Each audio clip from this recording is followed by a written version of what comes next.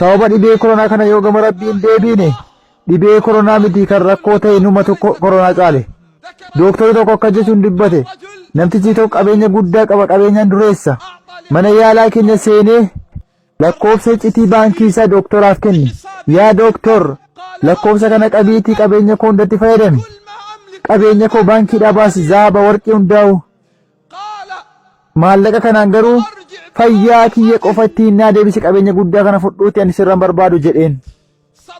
Rabbi dhugaa dubbate.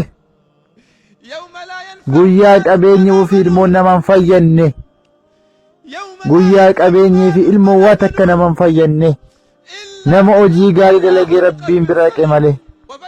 Osuma kanaan jiranu dhukkubsataan kun du'e, dhibee koronaa kanaan du'e gurbaan kun.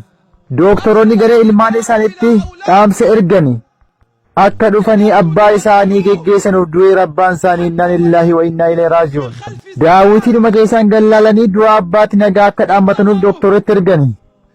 Amma dhuguma ilmaan dhufanii nagaatti dhaammatanii abbaa ofii dhungatanii du'a abbaa ofii dhungatanii geggeessanii dhugumatti haala dhibee koronaatiin inni kun du'etti nam tokko dhufee isaan geggeessine du'a abbaa kana isaaniin geggeessine.